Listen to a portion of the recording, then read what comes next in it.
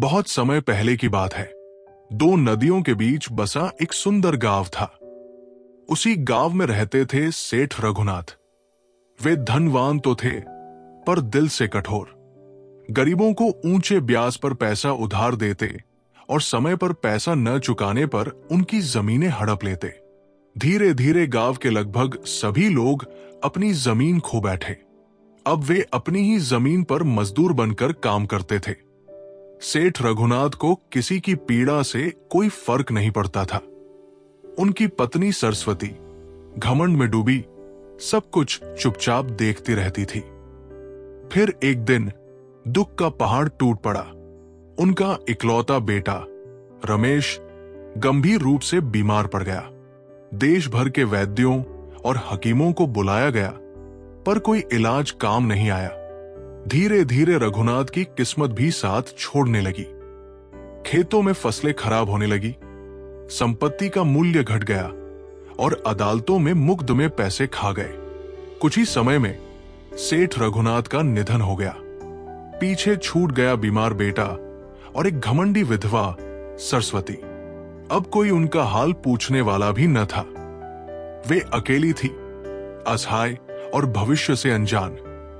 उसी समय गांव में एक रहस्यमय सन्यासी आया। उसका चेहरा शांत और मन को भाने वाला था, परंतु वो गांव के सबसे गरीब किसान की झोपड़ी में रुका, न कि सेठ की बड़ी हवेली में। लोग उसके पास जाने से डरते थे। सरस्वती जिज्ञासावश और आशा में उसे अपने घर बुलाने गई, पर सन्यासी ने विनम्रता से मना कर दिया।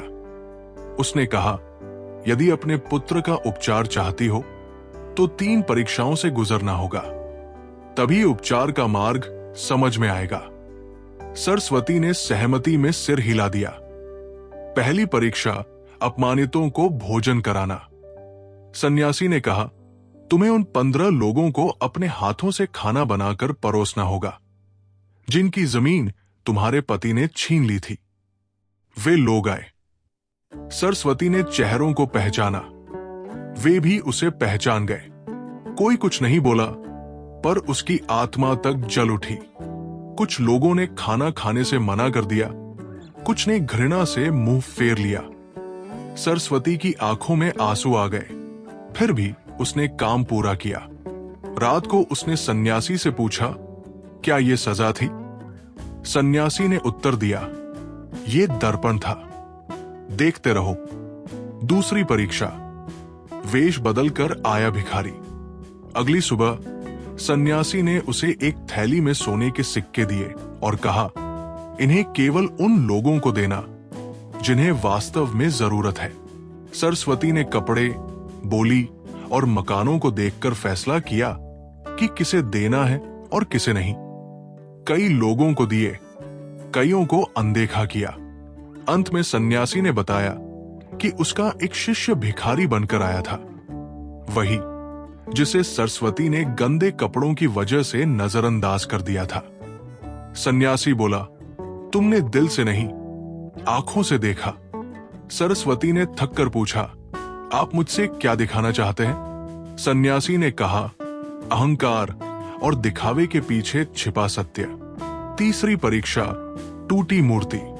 तीसरे दिन सन्यासी ने उसे मिट्टी की एक देवी प्रतिमा दी और कहा, इसे अपने घर में रखो, श्रद्धा से पूजा करो और मेरी वापसी तक इसकी रक्षा करो। सरस्वती ने प्रतिमा को आदर से रखा, दीप जलाए और पूजा की, परंतु शाम होते होते प्रतिमा अपने आप फट गई।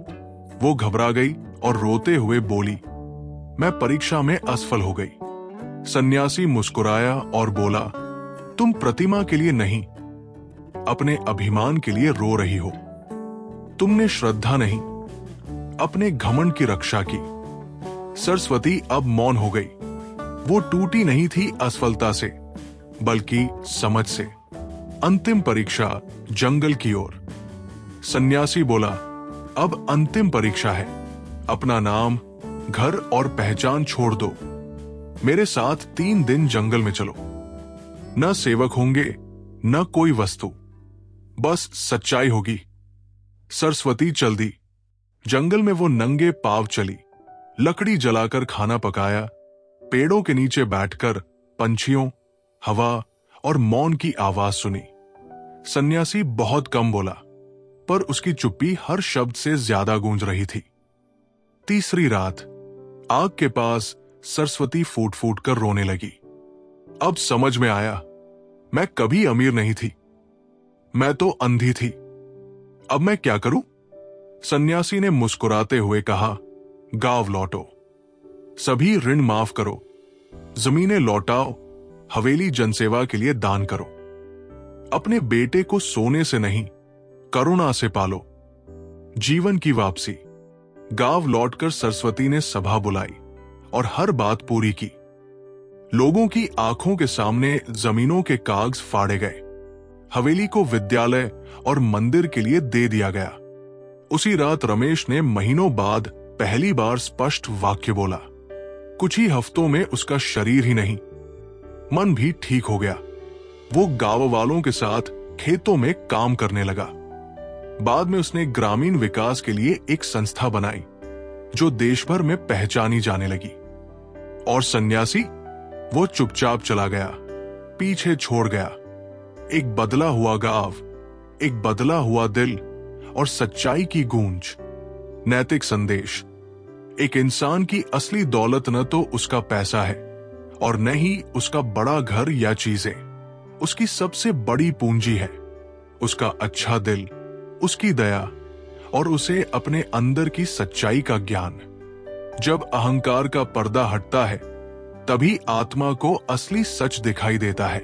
सेवा, माफी, तपस्या और त्याग के रास्ते पर चलकर अगर कोई खुद को बदल ले, तो वही इंसान दुनिया को भी बदल सकता है। भगवान अच्छे कपड़ों या मीठी बातों में नहीं रहते, वे उस दिल में रहते हैं जो सच्चा, सरल और नम्र हो। सरस्वती की कहानी हमें यही समझाती है, अगर सच में कुछ बदलना है तो शुरुआत अपने अंदर से करनी होगी। जब हम खुद बदलेंगे, तभी जीवन बदलेगा और दुनिया भी।